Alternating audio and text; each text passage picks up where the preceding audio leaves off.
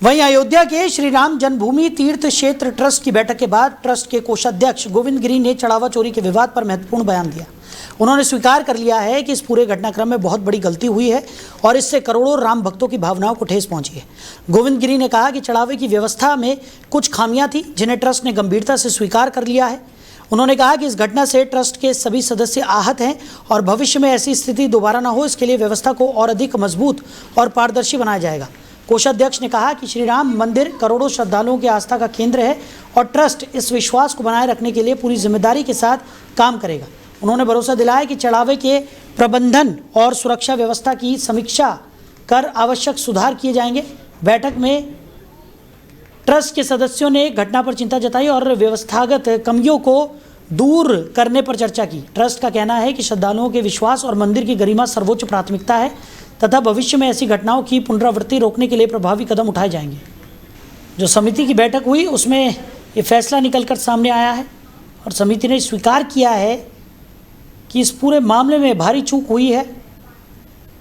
तो चढ़ावा विवाद पर ट्रस्ट की पहली प्रतिक्रिया सामने आई, जिसमें चढ़ावा चोरी पर ट्रस्ट ने अपनी गलती यहां पर स्वीकार की है। गोविंद गिरी ने कहा है कि बहुत बड़ी गलती हुई, करोड़ों राम भक्तों की भावनाएं आहत हुई हैं।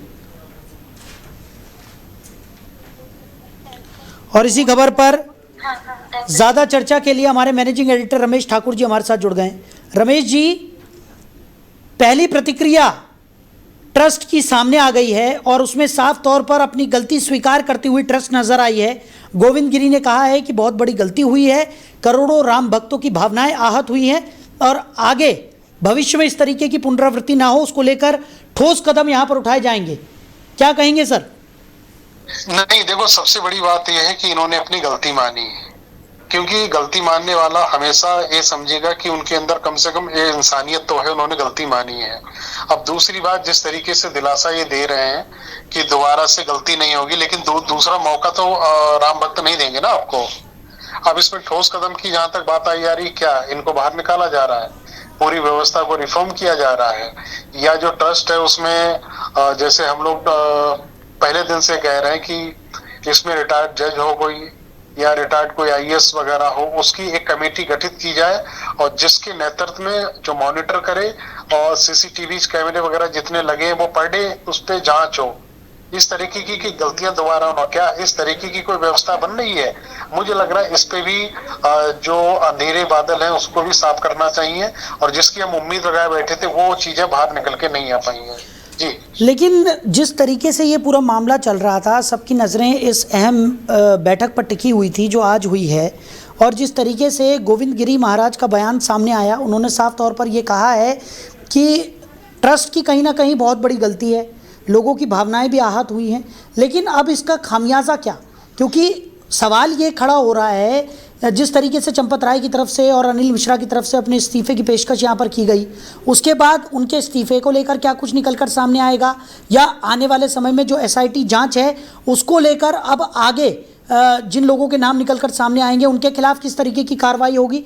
अभी भी ये कई सवाल हैं जिनके जवाब जनता के सामने आने चाहिए, भक्तगणों के सामने आने चाहिए, क्योंकि भावनाएं जिनकी आहत हुई हैं उन्हें जानने का पूरा अधिकार है। देखिए साहिल, सारे सवाल अभी ज्यों के त्यों ही खड़े हुए हैं, किसी सवाल का जवाब मिल नहीं पाया है। अब एसआईटी जो जांच कर चुकी है उसके बाद में पुलिस की जो जांच कर रही है उसमें जो लोकल लोग ये कह रहे हैं कि वो आते हैं ट्रस्ट के लोगों के साथ बात करते हैं और बंद कमरे में उसको चंपत राय बंसल अपने पास बुला लेते हैं, क्या बताते हैं क्या नहीं बताते हैं।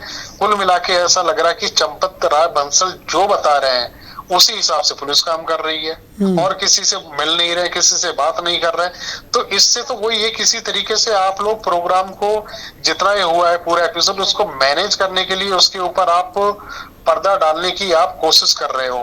लेकिन सबसे बड़ी बात यह है कि इसमें सरकार का जो पक्ष है, जो सरकार का जो एक्शन होना चाहिए वो बिल्कुल शांत दिखाई दे रहा है। अभी तक मुझे जहां तक लग रहा था, जिसपे पूरे देश की नजरें बनी हुई थी, भाई 3 बजे ट्रस्ट ने एक मीटिंग बुलाई है और उसमें चंपत राय बंसल और जितने भी आरोपी हैं उनके ऊपर विचार विमर्श करा जाएगा। भाई विचार विमर्श क्या करना, चोरी हुई है, एसआईटी ने सामने लाके रख दिया है और जितने भी आरोपी हैं वो रिमांड पे हैं, उनसे इंट्रोगेट किया जा रहा है। पैसे रिकवर हो चुके हैं। अब जितने भी आरोपी हैं उनको खदेड़ा जाए। जो वहां की जनता और वहां की जितनी बार एसोसिएशन, जितने वकील हैं, वो ये मांग कर रहे हैं कि एफआईआर दर्ज हो, इनको बाहर खदेड़ा जाए। वो तो कुछ हो नहीं रहा है। अब जिस तरीके से आप अपनी गलती मान ली है, गलती मान लेने भर से ये सारा पाप थोड़ी धुल जाएगा। बिल्कुल, सबसे बड़ा सवाल ही यही है कि गलती मानने भर से काम नहीं चलने वाला है, क्योंकि करोड़ों लोग हैं जिनकी आस्था पर चोट हुई है। और जिस तरीके से ये पूरी कार्रवाई आगे बढ़ी है, एक तो कार्रवाई की गति बहुत धीमी रही, जिस तरीके से बार बार ये सवाल उठते रहे कि आखिर क्या वजह थी कि एफआईआर में जो मुख्य भूमिका में थे उन लोगों के नाम ही शामिल नहीं किए गए। उसके बाद एसआईटी की जांच पर भी सवाल खड़े हुए। और सबसे बड़ा सवाल तो ये है कि जो विपक्ष लगातार राम मंदिर के मुद्दे पर भारतीय जनता पार्टी को घेरता हुआ नजर आ रहा था, क्या वो अब शांत बैठेगा सिर्फ गलती मान लेने भर से? नहीं, बिल्कुल कोई शांत नहीं बैठेगा। भारतीय जनता पार्टी के लोग भी नाराज इस बात को लेके, बोले बेशक नहीं, लेकिन दबी जुबान से यही कह रहे हैं कि जो आरोपी हैं उनके ऊपर कड़ी से कड़ी उनको सजा दी जाए, विधिक तौर पे, कानून के तौर पे। लेकिन हो कुछ नहीं रहा। आप देखिएगा, जब 1 तारीख से मामला खुला है, जब अखिलेश यादव ने इसको एक्स पे डाला है, उसके 10-15 दिन के बाद में एसआईटी बनी है, बिना एफआईआर किए, बिना मुकदमे दर्ज हुए। तो घाल घपला और ये डामाडोल वाली स्थिति तो पहले दिन से बनी हुई है। अब उम्मीद ये थी कि भाई जब गिरफ्तारी हुई है, गिरफ्तारी के बाद में जो उनसे इंट्रोगेशन किया जा रहा है और वो लोग जो खुलासा कर रहे हैं साहिल जी, वो अगर मैं कहता हूं अगर पब्लिक में अगर बाहर आ जाए तो बवाला कट जाए, हंगामा कट जाए। उनकी बात को भी बाहर नहीं आने दे रहे हैं। और एसआईटी ने क्या अपनी रिपोर्ट में सरकार को सौंपी है वो भी पब्लिक डोमेन में नहीं आई है। तो जितने भी चीजें हैं वो सब समझ रहे हैं लोग, दुनिया समझ रही है कि इस चोरी पे जितने भी चोर हैं वो किस तरीके से इसके ऊपर पर्दा डाल रहे हैं। अरे भाई, जितने भी अयोध्या में चोरी की है उनके आका, उनसे जुड़े हुए लोग, उनके पास सोसाइटी जा रही है, उन्हीं के बीच में जांच हो रही है, उन्हीं के सब में चीज हो रही है। ये अयोध्या के बाहर आके किसी भी चौराहे पे अगर ये बात करें आके ना, तो वहां की जनता इनको जवाब दे देगी कि जनता वहां पे इस कदर नाराज है जिसका अंदाजा आप नहीं लगा सकते हो। बिल्कुल, और ये नाराजगी जो है वो और ज़्यादा बढ़ती हुई यहाँ पर नज़र आ रही है, क्योंकि राम मंदिर को लेकर तमाम तरीके की बातें यहाँ पर सरकार की तरफ से भी की गई थी। और उसके बाद जो व्यवस्थाएं थी उनको लेकर ऐसा दिखाया गया था कि वर्ल्ड क्लास व्यवस्थाएं वहाँ पर देखने को मिलेंगी, अयोध्या का पूरा कायाकल्प हो जाएगा। लेकिन मंदिर के दान की ही रक्षा ना कर पाना एक बहुत बड़ा फेलियर इसे माना जा सकता है। और अब तो ट्रस्ट ने भी अपनी गलती यहाँ पर स्वीकार कर ली है, यानी कि इसमें कोई दो राय नहीं है कि एक बहुत बड़ा घपला यहाँ पर हुआ है, बंदरबाट हुआ है पैसों को लेकर।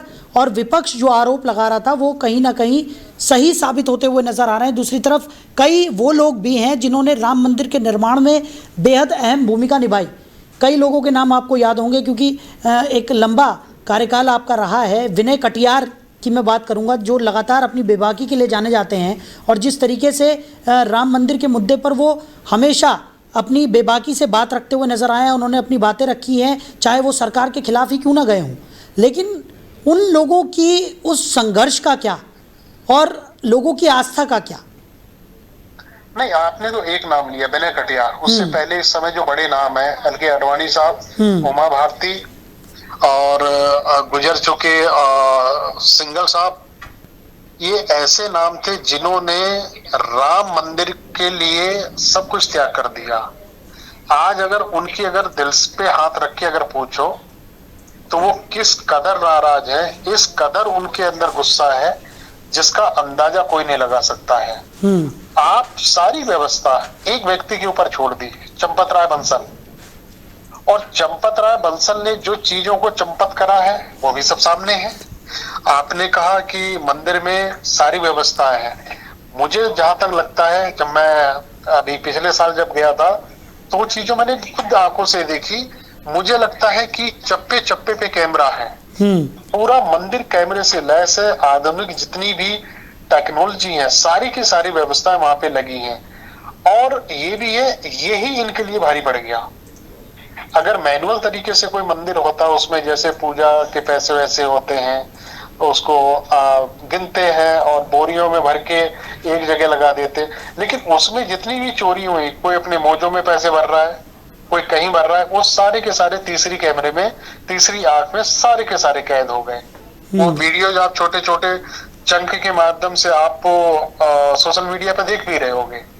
तो ये सब चीजों को आप पचा नहीं पाओगे, इस पे पर्दा नहीं डाल पाओगे। आप कितनी भी हीलाबाली आप करो और कितना भी कुछ करो, जो मैसेज जहां तक जाना था, आप बदनाम हो चुके हो, आप चोर साबित हो चुके हो। आपकी एसआईटी के नाम पे कुछ नहीं हो रहा है, मीटिंग के नाम पे कुछ नहीं हो रहा है। जो हो रहा है वो जनता को पहले ही पता है जी। चलिए रमेश जी, हमारे साथ जुड़ने के लिए और इस तमाम चर्चा के लिए आपका बहुत शुक्रिया।